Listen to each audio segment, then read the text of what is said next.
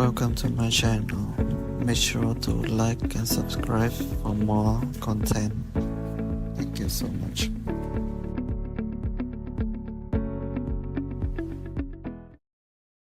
I'm Joshua, 32, and this morning my parents called to tell me my grandfather was dead while he was sitting 3 feet away from me eating toast. Before I tell you about the most satisfying instant karma I have ever witnessed in my entire life, let me know where you guys are watching from in the comments.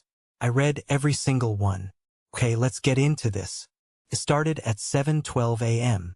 You know that specific time of the morning where the world is still kind of gray and your brain isn't fully online yet? That was me. I was sitting at the kitchen table in my grandfather's farmhouse. The smell of old coffee and burnt sourdough was in the air. It's a smell I've woken up to every single day for the past 3 years since I moved in to take care of him. My phone started buzzing against the wood of the table. It was that aggressive vibration that sounds like a drill. I looked at the screen. The caller ID said, "Dad." Now, I need you to understand something. My father, Anthony, does not call me at 7:12 a.m. My father doesn't call me, period. Unless he wants something or unless he's about to deliver a verdict. We hadn't spoken in 6 months. Not since I refused to let him sell Grandpa's vintage truck. I picked up. I didn't even get a chance to say hello. "Grandpa died last night," my father said. There was no emotion in his voice. No crack, no wobble, no grief. It was flat, cold. It sounded like he was reading a weather report or ordering a sandwich. "Funeral is Friday," he continued, rushing the words. "He left us everything. The house, the land, the accounts. You get nothing. We'll be there tomorrow to secure the property. Pack your bags, Joshua. You're done." My hand froze around my coffee mug. For a split second, my heart actually stopped. It's that instinctual panic you get when you hear bad news. But then my brain caught up with my eyes. I looked across the table. Grandpa Harold was sitting right there. He was wearing his favorite faded flannel shirt, the red and black one with the hole in the elbow. He was holding his own mug of coffee with a steady hand. He was alive. He was breathing. He was looking right at me with those sharp, blue eyes that didn't miss a thing. But here is where it gets crazy. I didn't say, "Dad, are you crazy? He's right here." I didn't say a word, because in the background of the call, I heard something that made my blood turn to ice. I heard my mother, Sarah, laughing. It wasn't a nervous laugh. It wasn't a sad, hysterical laugh. It was a bright, chirpy, victorious laugh. "Finally," she said, her voice clear as a bell through the receiver. "Finally, you're out. We can finally list the estate." The sheer cruelty of it took my breath away. They weren't just lying. They were celebrating. They thought he was dead, or they were pretending he was, and their first reaction wasn't to mourn the man who raised them. It was to celebrate evicting his grandson and selling his assets. I looked at Grandpa. He had heard it too. He has excellent hearing for a man of 82. He didn't look shocked. That's the saddest part. He didn't look surprised. He just looked resigned. A calm settled over him. A calm that doesn't come from ignorance, but from certainty. He slowly lowered his toast to the plate. He reached for a manila envelope that was sitting next to the sugar bowl. It was sealed. It had the logo of his attorney, Elena, stamped on the corner. He'd brought it to breakfast but hadn't opened it yet. He tapped the table with his index finger. Tap, tap. He pointed to my phone, then to the speaker button. He put a finger to his lips. "Shoo." I understood. I hit the speaker button. "Did you hear me, Joshua?" My father barked. "I said you get nothing. Don't think you can squatters' rights your way out of this. I've already contacted the bank."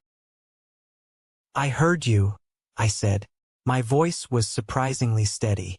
I was shaking internally, pure rage vibrating in my chest, but I kept it down. "So, he's gone. Passed in his sleep?" My mother chimed in. She sounded like she was smiling. "A massive stroke. Very sudden. The nursing home called us 10 minutes ago. The nursing home. They didn't even know where he was. Grandpa hasn't been in a nursing home for 3 years. He's been here with me." They were lying so brazenly, creating a reality that didn't exist, purely to expedite the process of taking over. And the will? I asked, baiting them. I looked at Grandpa. His face was like stone. Ironclad. My father lied. Everything reverts to the only son. That's me. The house, the investment accounts, the cabin on the lake. Everything is ours. We're going to list the farmhouse by Monday. The market is hot right now. We're going to buy that Rolls-Royce Ghost, Tony, my mother whispered, but the speaker picked it up. The black one. We can put the deposit down today. Grandpa's eyebrows shot up. A Rolls-Royce. My parents, who always complained about being cash poor, while living in a McMansion they couldn't afford, were already spending his death money on a luxury car. Right? Dad said, his voice dropping to a conspiratorial whisper. We need to move fast. Joshua, listen to me. Don't touch anything. Don't steal the silver. Don't take the tools. We are driving up to the cabin tomorrow to take inventory before the funeral. If one spoon is missing, I will have you arrested. You're going to the cabin? I asked. The cabin was Grandpa's sanctuary. It was 3 hours north, filled with his antique watch collection and his hunting gear. Yes, we need to secure the assets, Dad said. Now get off the line. We have calls to make. The funeral director needs the body released. I looked at Grandpa. He was staring at the phone, his eyes watering slightly. Not from sadness, but from the stinging realization that his son was a monster. He reached out his hand. His skin was paper-thin, spotted with age, but his grip on the table was strong. He leaned forward. He moved his face inches from my iPhone. My heart was hammering against my ribs like a trapped bird. This was it, the moment of truth. Grandpa took a deep breath, his chest rising and falling in the flannel shirt. Hello, Grandpa said. Just one word. Hello. It wasn't a question. It was a statement. It was a gavel coming down in a courtroom. The silence that followed was heavy. It was thick. You could physically feel the air leave the room on the other side of the line. That silence, I wish I could bottle it. It was the sound of a carefully constructed lie smashing into a brick wall. But before I tell you what happened next, before the screaming and the panic, I need to take you back. You need to understand why I was sitting at that table, and why my parents hated me enough to laugh at my eviction.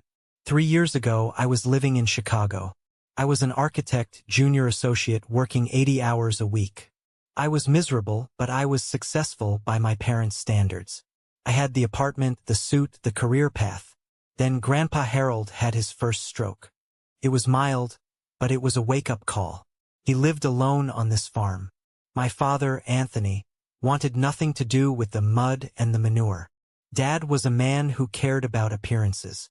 He worked in mid-level finance, wore watches he couldn't afford, and leased cars to impress neighbors he didn't like. My mother, Sarah, was the same. They were the country club type, even if they were always 1 month behind on the membership dues.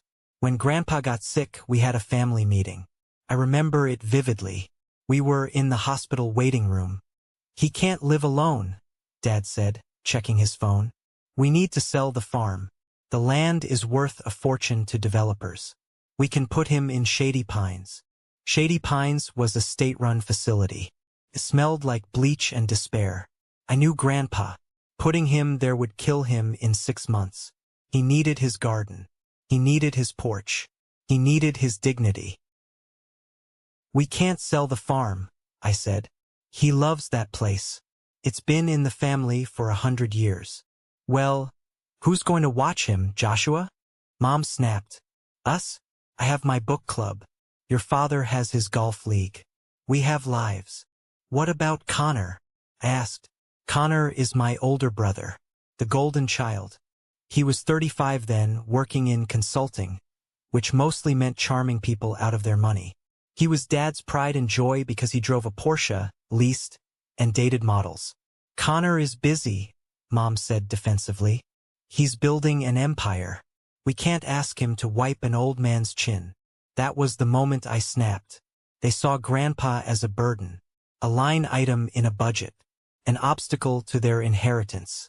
I'll do it, I said. My father laughed. You're going to quit your firm?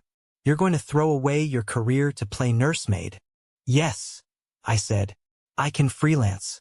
I can work remotely. I'm moving to the farm. They didn't hug me. They didn't thank me. They looked at me with disgust. To them, stepping off the corporate ladder was a sin. It was a sign of weakness. Fine, Dad said, sneering. But don't come crying to us when you're broke. You're throwing your life away. So I did. I packed up my life in Chicago. I moved into the farmhouse. I helped Grandpa with his physical therapy. I cooked his meals. I fixed the roof. And slowly he got better. We spent nights playing chess, drinking whiskey, and talking about life. I learned more from him in 3 years than I did in a decade of school. But my parents, they stopped visiting. They only came around on holidays, and even then, it was just to inspect the property. They would walk around the house, eyeing the antique furniture, calculating the value of the silver tea set. Connor would show up, park his sports car on the lawn, and spend the whole dinner texting, only looking up to ask Grandpa if he'd updated his will yet. It was sickening. Last Christmas was the breaking point.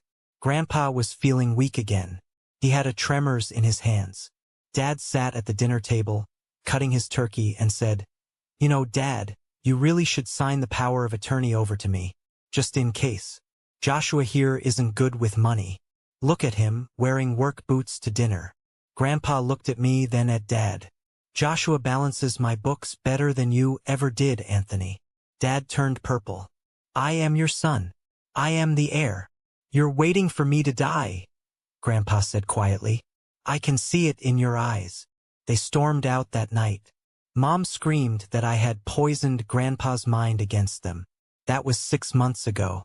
We hadn't heard a peep since. Until this morning. Until 7:12 a.m. They didn't know I had installed security cameras.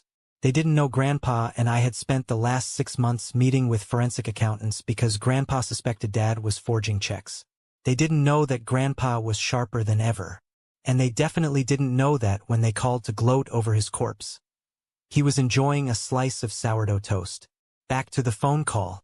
Back to that silence. "Hello," Grandpa had said. I watched the phone. I imagined them on the other end, in their overly decorated kitchen with the marble countertops, freezing in place. "Dad." My father's voice came back. It was a squeak. A terrified, high-pitched squeak. The arrogance was gone. The coldness was gone, replaced by pure, unadulterated fear. "Dad?" My father repeated, his voice trembling so hard the speaker crackled. Is that you?" Grandpa leaned back in his chair. He took a sip of his coffee, savoring the moment. He didn't yell. He didn't scream. He was terrifyingly calm. "Who else would it be, Anthony?" Grandpa asked. "Who else were you expecting? The coroner?" No, Dad." My father started stammering, tripping over his own lies. We got a call. Someone called us. They said you passed away." "Oh my God, Sarah. He's alive. It's a miracle." "Dad, we were devastated. We were just trying to hold it together." I watched my mother's reaction through the silence. I could hear her shifting in the background. Then, her voice came on, syrupy sweet, dripping with fake emotion. "Oh, Harold. Oh, thank God." She sounded like she was acting in a bad soap opera.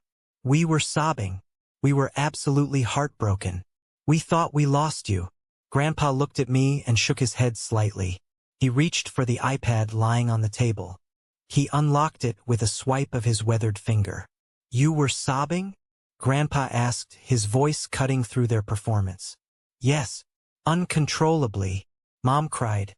"Strange," Grandpa said, "because I heard you laughing." I believe the exact words were, "Finally, you're out." Dead silence again. That was out of context. Mom shrieked. I was hysterical. Grief makes people do crazy things. "Cut the crap, Sarah," Grandpa said. The authority in his voice made me straighten up in my chair. "And you, Anthony, you said you got a call? Who called you?" "The nursing home," Dad blurted out. "I haven't been in a nursing home in 3 years. Grandpa said dryly. Try again. It must have been a prank. Dad pivoted. Some sick prankster called us. We were victims here, Dad. We were panicked. Grandpa tapped the screen of his iPad. He turned it so I could see. It was his email inbox. You were panicked, Grandpa repeated. Is that why you emailed my bank at 6:48 a.m. this morning? I saw the color drain from the room, even though I couldn't see them. I didn't. Dad started. I'm looking at the alert right now, Anthony, Grandpa said, reading from the screen. Urgent request from beneficiary Anthony Carter. Subject, death certificate pending. Immediate access required for safety deposit box number 402. Sent at 6:48 a.m. I gasped. Box 402. That was where the family bonds were kept. The bearer bonds. Worth serious money. You didn't wait for a doctor, Grandpa continued, his voice hardening. You didn't call Joshua to check. You didn't drive up here. You emailed the bank to get your hands on the bonds before my body was even cold. And then you called my grandson to kick him out. Dad, listen, we have debts, Dad yelled, his facade cracking. We needed to secure the assets before the government froze them. We were doing it for the family. For the family? I spoke up for the first time since the hello. Or for the Rolls-Royce ghost? Shut up, Joshua, Dad screamed. This is between me and my father. You poisoned him. You set this up. I heard you, Anthony, Grandpa said. I heard you talking about the deposit. You need the money today, don't you? Did you already spend it? Did you borrow against my inheritance? The silence on the other end gave us the answer. They had. They were leveraged up to their eyeballs, banking on Grandpa kicking the bucket to pay off their lifestyle. We put a deposit down, Dad whispered, defeated. If we don't transfer the balance by noon, we lose the car. And the financing, Dad, please, it's just a misunderstanding. We love you. You love my money, Grandpa corrected. And as of this morning, you have access to neither. What do you mean? Mom's voice was sharp again. We are your power of attorney. We have the papers. I'm revoking it, Grandpa said. I have an appointment with Elena at 9 a.m. I'm bringing this recording. And I'm bringing the bank emails. You can't, Dad shouted. You're incompetent. We have a doctor's note. We. He stopped himself. Grandpa's eyes narrowed. You have what, Anthony? Nothing, Dad muttered. Just don't do this. We're family. We're going to the cabin, Mom said suddenly, her voice changing. It was cold again. Anthony, hang up. Call Connor. Why are you calling Connor? I asked, a bad feeling rising in my stomach. None of your business, Mom spat. If you're alive, Harold, then good for you. But we'll see who the law supports. We have rights. Click.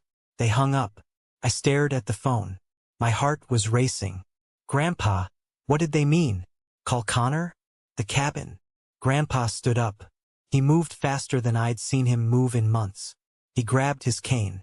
The cabin, he said, his face grim. They aren't just waiting for me to die, Joshua. They're looting the ship before it sinks. Check the security app. Now. I grabbed my phone and opened the Cabin Connect app. We had installed cameras there 2 months ago because of bears. My screen loaded. The feed from the front porch appeared. There was a truck parked in the driveway. A black truck. And standing at the front door with a crowbar in his hand was my brother, Connor. And he wasn't alone.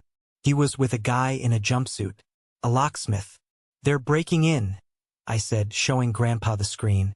Right now. I looked at the timestamp on the video feed. Live. Connor was there, 3 hours away from us, hammering on the solid oak door of the cabin. The cabin that Grandpa built with his own hands 40 years ago.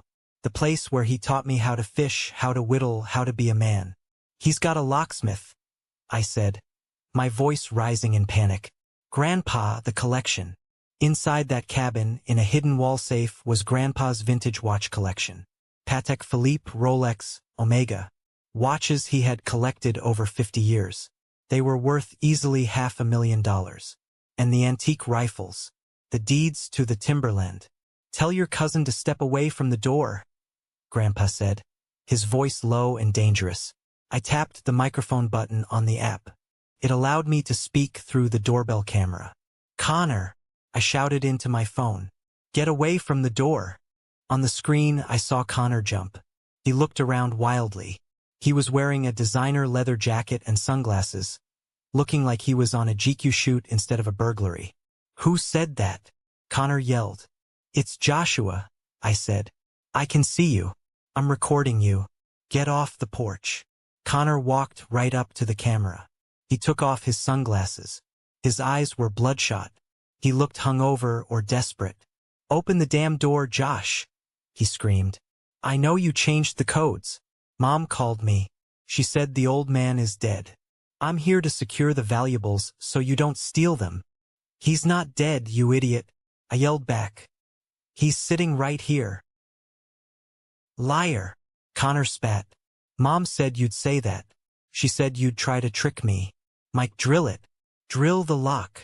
The locksmith, Mike, looked hesitant. He looked at the camera, then at Connor.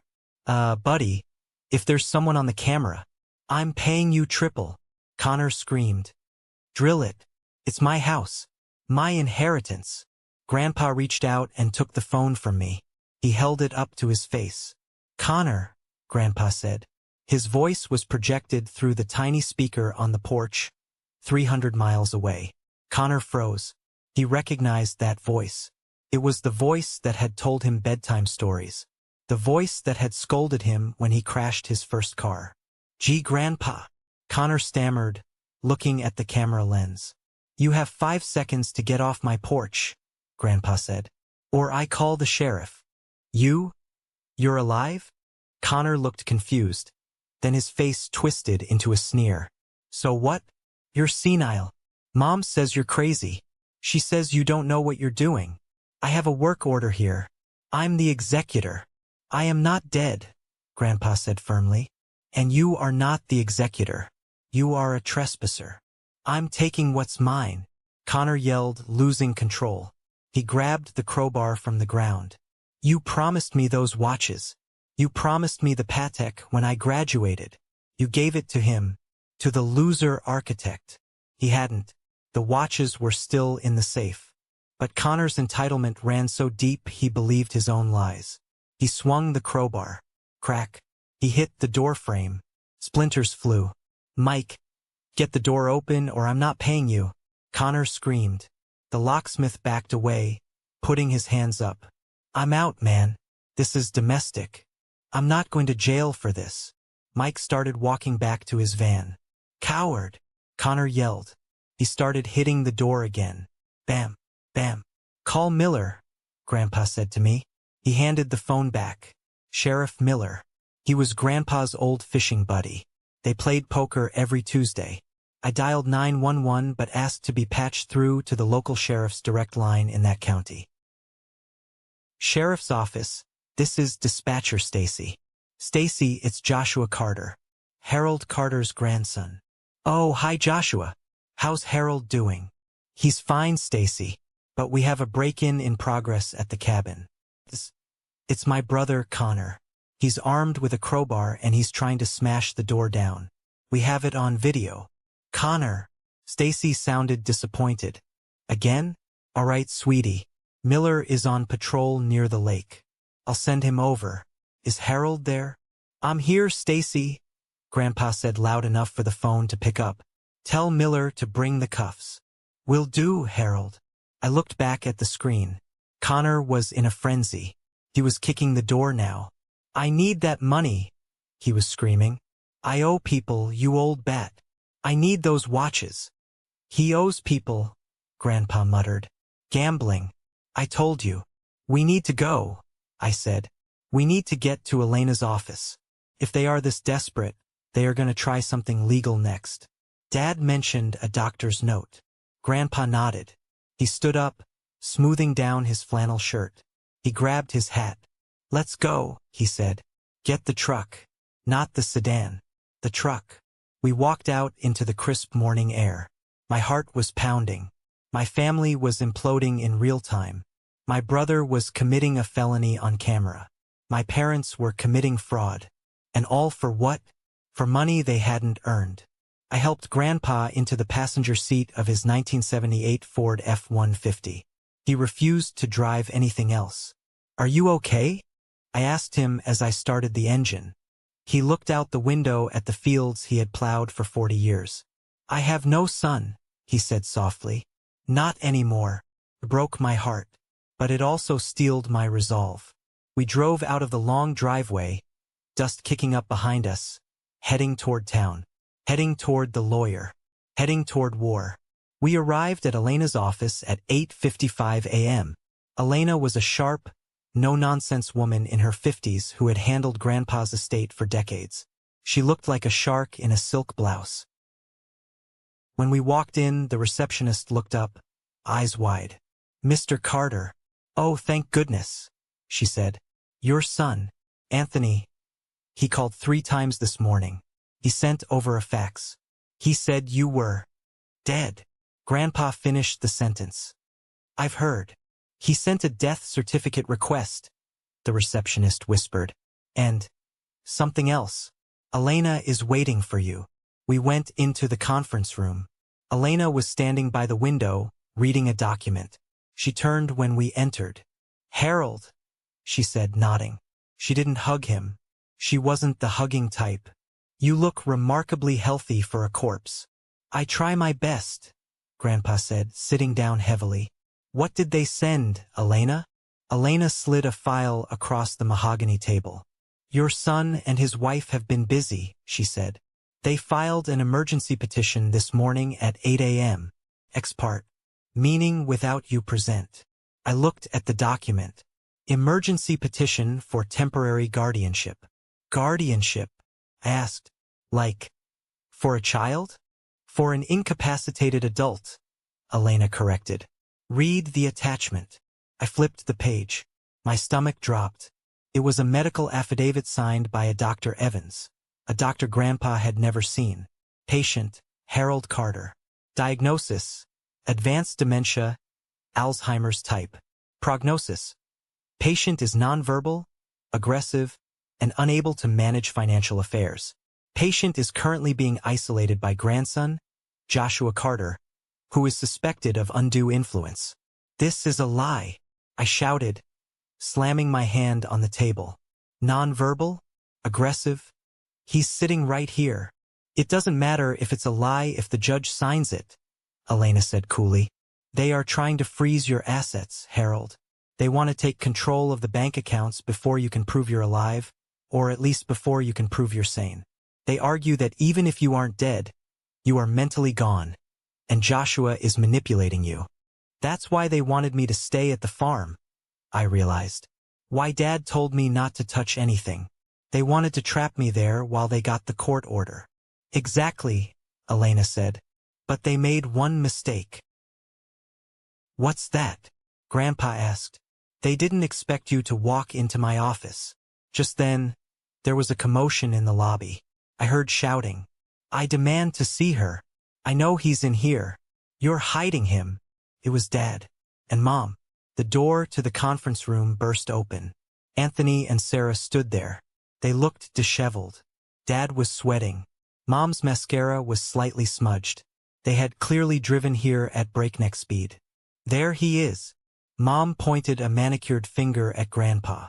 "Harold." "Oh, thank God you're okay. Come with us, Dad. We're taking you to the hospital." "You're confused." "I am not confused, Sarah," Grandpa said. He didn't move. "You are." Dad stepped forward, trying to look authoritative.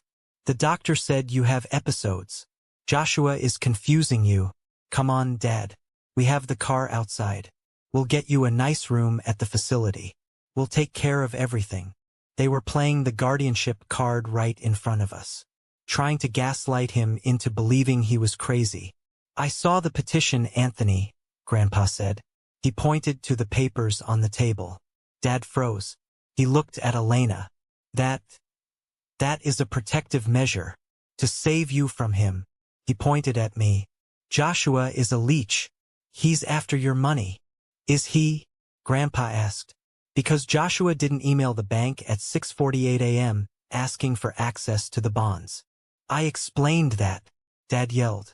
We were panicked. And Joshua, Grandpa continued, raising his voice for the first time, did not break into my cabin with a crowbar.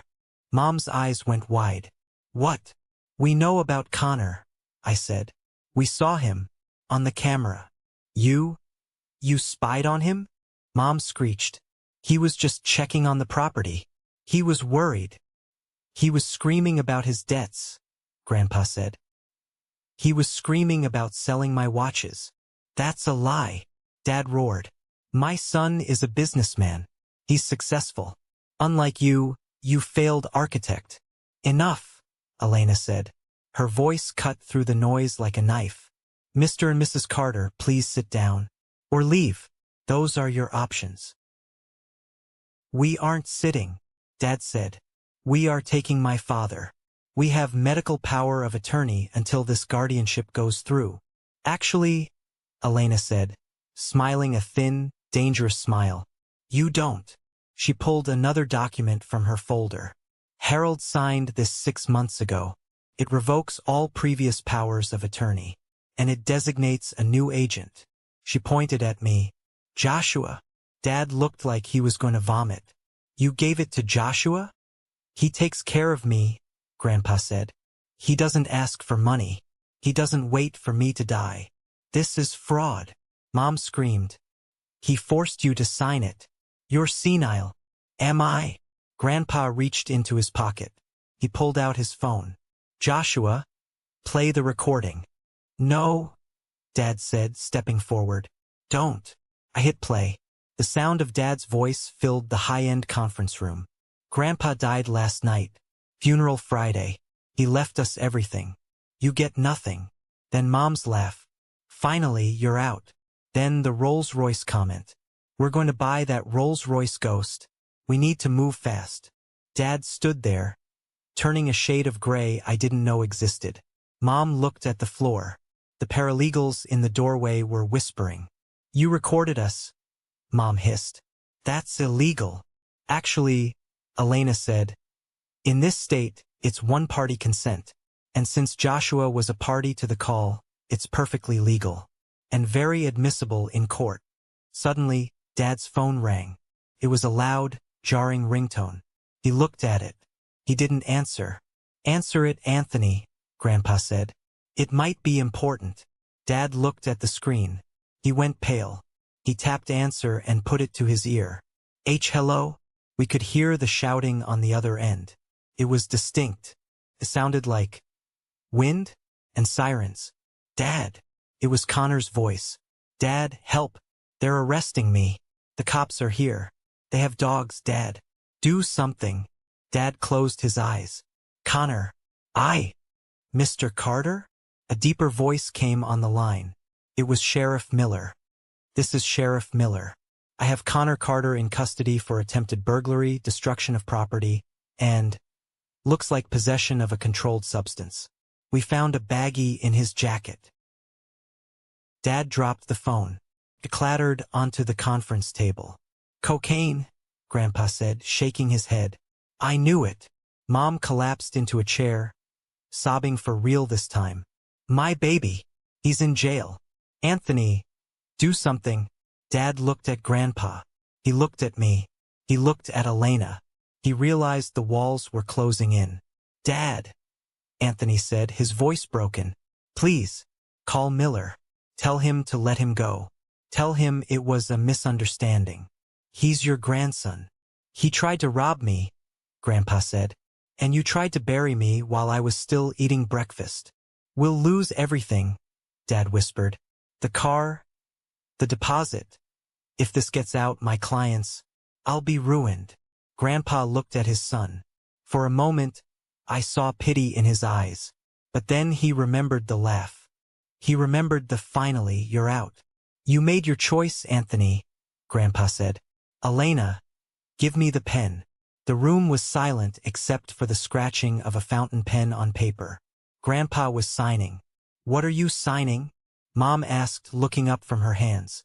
Her makeup was running down her face in black streaks. This, Elena explained calmly, is an amendment to the trust. It removes Anthony Carter and Connor Carter as beneficiaries. Completely. It also places a restraining order against both of you regarding Harold's person and property. You can't cut us out, Dad shouted. But there was no fight left in him. It was a reflex. I'm your son. You ceased to be my son when you filed a legal document claiming I was brain dead, so you could buy a car, Grandpa said, not looking up. He signed the last page with a flourish. Harold J. Carter. He capped the pen. Now, Grandpa said, looking at them. Get out. Dad. Get out. Grandpa's voice boomed. It wasn't the voice of an old man. It was the voice of the farmer who had cleared this land with his bare hands. Before I have Elena add a clause that sues you for the legal fees of this guardianship nonsense. Dad looked at Mom. Come on, Sarah. But Connor, Mom wailed. We have to bail him out. We don't have the money. Dad snapped at her. The deposit. We sent the deposit. Ah yes, the Rolls-Royce deposit. As if on cue, and I swear you can't write this stuff better. Dad's phone buzzed again on the table where he had dropped it. He looked at it. It was a number he clearly recognized. It's the dealership, he whispered. Answer it, I said. Put it on speaker. Dad glared at me, but he did it. His hand was shaking so badly he almost dropped the phone again. Hello? This is Anthony. Mr. Carter. A smooth salesman's voice came through. We have a problem with the wire transfer for the ghost. I sent it, Dad said. Yes, but the bank flagged it, the salesman said. Insufficient funds. And the credit check came back. Well, there's a lien on your house you didn't mention.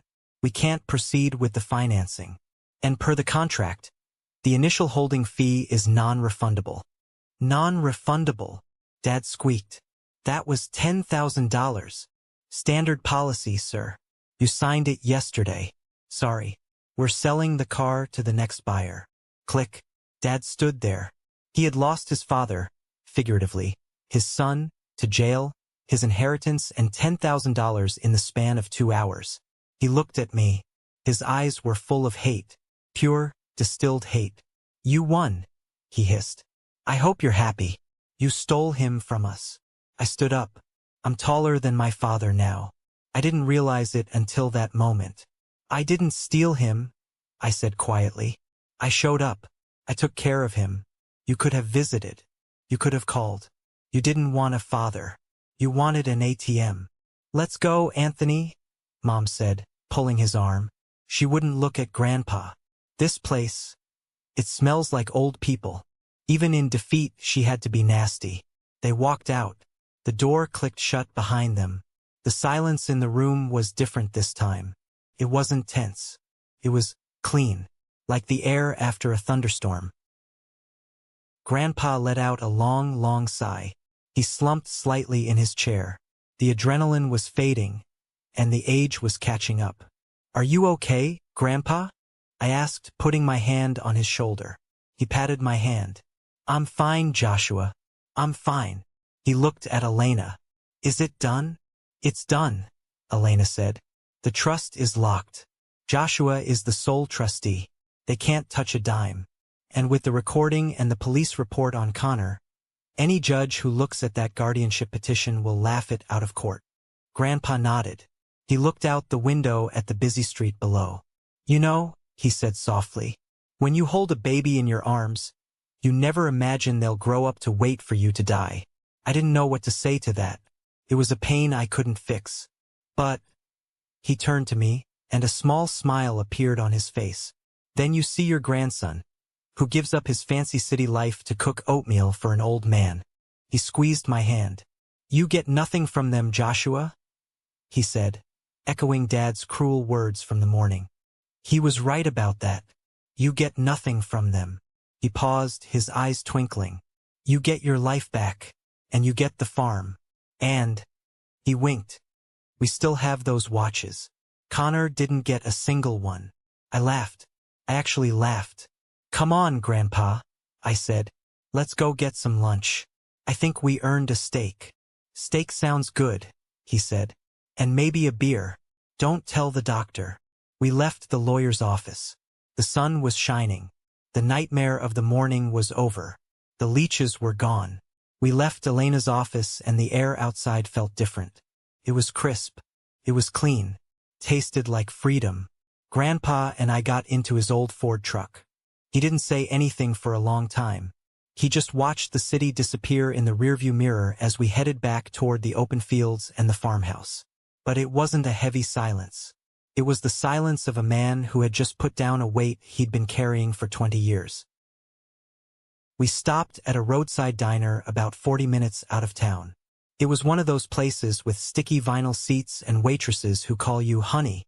2 ribeyes, Grandpa told the waitress. Rare. And 2 beers. I looked at him. Doctor said no red meat, remember? Grandpa cracked a smile. The first real one-eyed scene all day. The doctor also said I was dead and incompetent this morning, Joshua. I think I'll take my chances with the steak. We laughed. For the first time in years, the shadow of my parents wasn't hanging over us. We didn't have to worry about Dad's snide comments about the filthy farm or Mom's passive-aggressive remarks about my career. They were gone.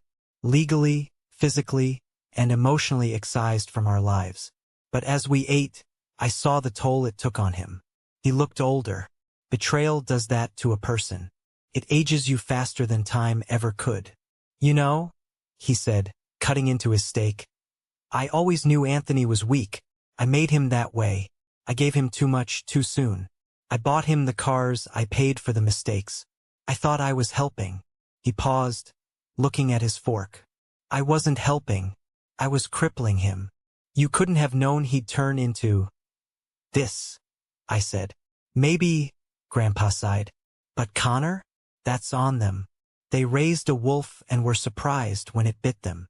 The next few months were a blur of legalities and vindication, but they were also some of the best months of my life. Let me tell you what happened to the empire my parents thought they were building. Crumbled. Fast. Without Grandpa's money to bail them out, and with the guardianship scheme exposed, the dominoes started falling. First, it was Connor. Sheriff Miller didn't go easy on him. The footage from the cabin was damning.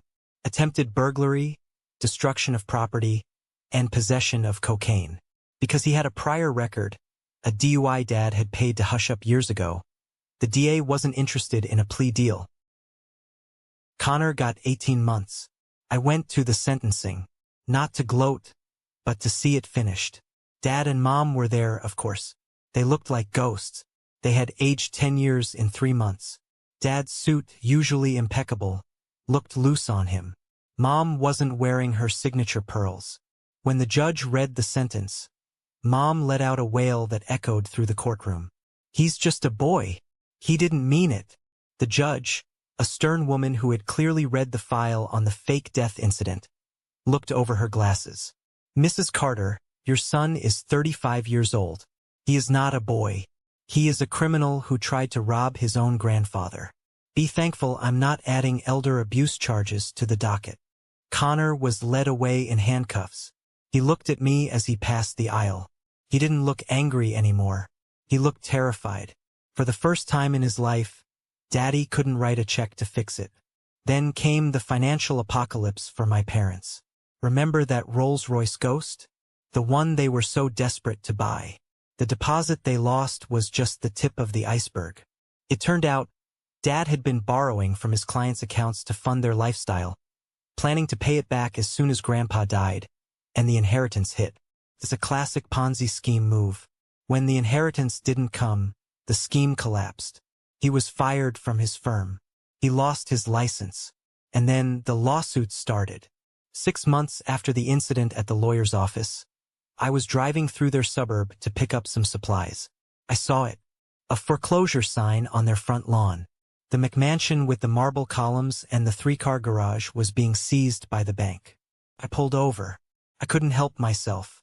I watched from down the street. I saw a moving truck. Not a professional company, but a U-Haul. Dad was carrying a box out to the curb. He dropped it and books spilled everywhere. He stood there, staring at the mess, His shoulders slumped in total defeat. He didn't yell. He didn't curse. He just stood there. Mom came out. She was holding a lamp. She looked at him, said something sharp, and he just shook his head. I felt a pang of pity, just a small one. It's hard to turn off the love you have for your parents, even when they're monsters. But then I remembered the phone call. Finally, you're out. I put the truck in drive and drove away. I didn't stop to help. That was the hardest thing I've ever done, but also the most necessary. I couldn't save people who were determined to drown everyone around them. Meanwhile, life at the farm was blooming. With the legal threats gone, Grandpa and I focused on living.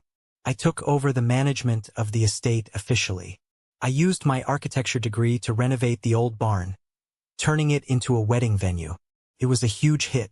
We started making a profit, real, honest money from the land, not from stocks or schemes. Grandpa loved it. He would sit on the porch in his rocking chair, supervising the construction, telling the workmen they were doing it wrong, offering them lemonade. He was vibrant. He was happy. One afternoon, about a year after the incident, I was at the local hardware store buying paint. I turned the aisle and froze. My father was there. He was wearing a blue vest with the hardware store's logo on it. He was stocking shelves with boxes of nails. My father, the man who wouldn't be caught dead without a silk tie. The man who mocked me for wearing work boots. He was working retail for minimum wage. He saw me. He stopped with a box in midair. We stared at each other for a long 10 seconds. The store was quiet. "Joshua," he said. His voice was raspy. He looked tired. So incredibly tired. "Dad?" I nodded. He looked at my cart. It was full of high-end exterior paint and new fixtures. He looked at his own hands, dusty from the cardboard. "I heard the barn turned out nice," he said. It sounded painful for him to admit. "It did," I said. "We're booked solid for the next 2 years." He nodded. "Good. That's good." He hesitated, shifting his weight.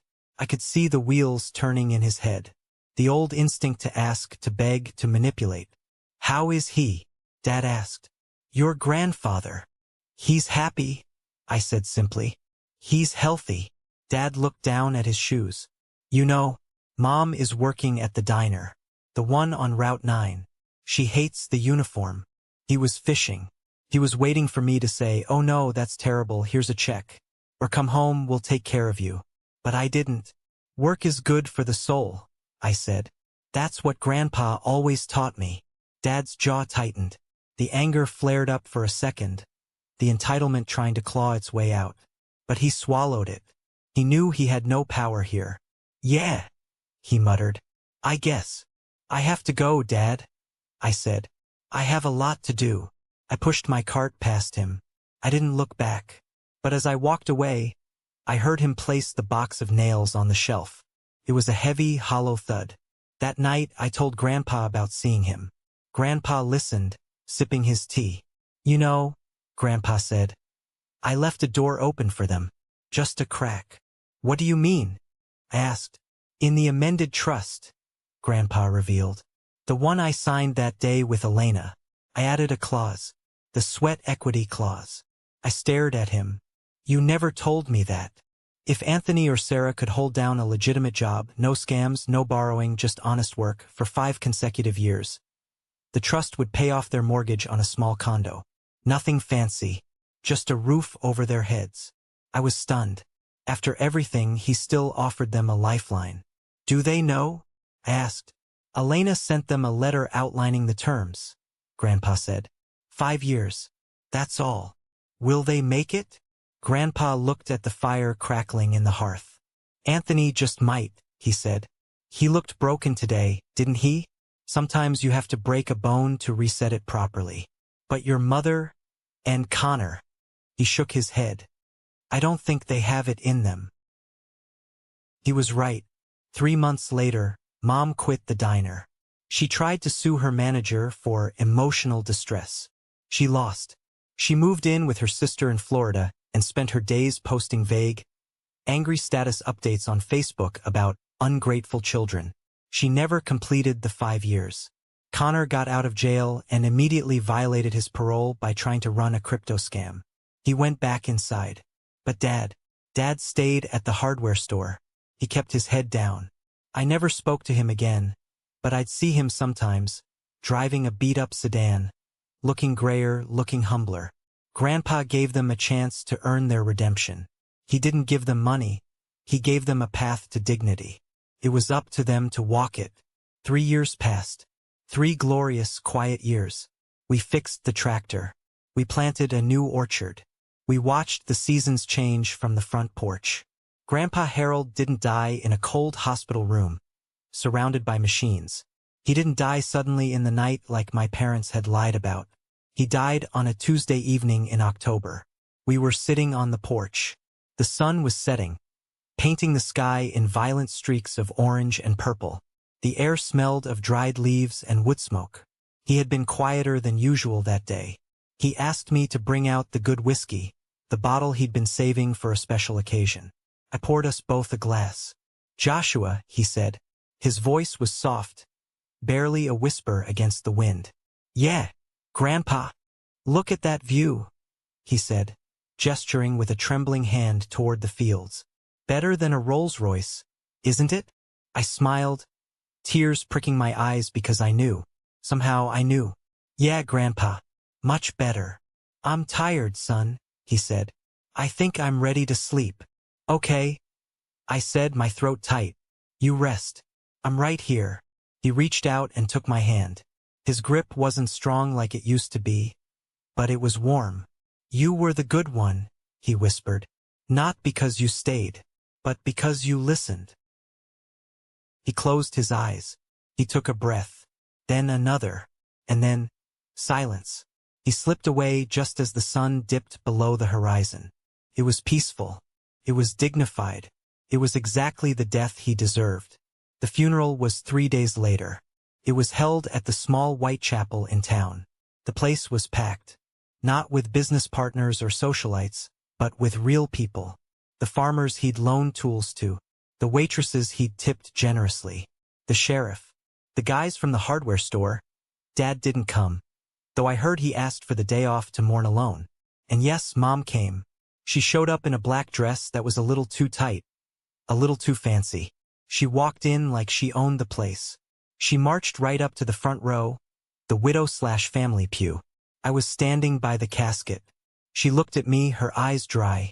"I'm sitting here," she announced. "No," I said softly. "You're not. I am his daughter-in-law," she hissed. "People are watching, Joshua. Don't make a scene."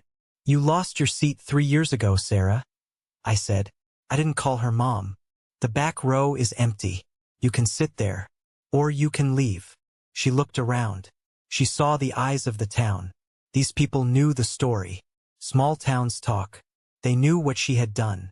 She saw the judgment in their faces. She turned around, her heels clicking loudly on the floor, and marched to the very back. She left 10 minutes into the service, right before the eulogy. She came for the show. She left when she realized she wasn't the star. After the burial, Elena the lawyer pulled me aside. "He left you something else," she said. "A letter. He wrote it the day we signed the amendment, just in case." She handed me a thick envelope. Felt heavy. I waited until everyone was gone. I sat by his grave, the fresh dirt still smelling of earth and rain. I opened it. His handwriting was shaky but strong. "To my grandson, Joshua. If you are reading this, I am gone, and you are probably crying. Stop it. I had a good run. I know you worried about the money. You worried that having it would change you like it changed your father. It won't, because you know the secret. The secret isn't in the bank account, Joshua. The secret is in the soil. It's in the way the coffee smells at 7 a.m. It's in the handshake of a neighbor. It's in the silence of a clean conscience. Your parents wanted everything. They thought everything was things. Houses, cars, watches. They ended up with nothing because they didn't understand that everything is actually the people who sit beside you when the world falls apart. You gave me my dignity back, son. You gave me my last years. You listened when no one else did. So enjoy the farm. Drive the truck. And for God's sake, don't buy a Rolls Royce. They get terrible gas mileage. Love, Grandpa. I sat there and laughed through my tears. Even from the grave, he was cracking jokes. I stood up and brushed the dirt off my knees. I looked at the headstone. Harold Carter. Beloved father and grandfather. He listened. I drove home in his truck. The sun was rising on a new day. I had the farm. I had the memories. I had my self-respect. My phone buzzed.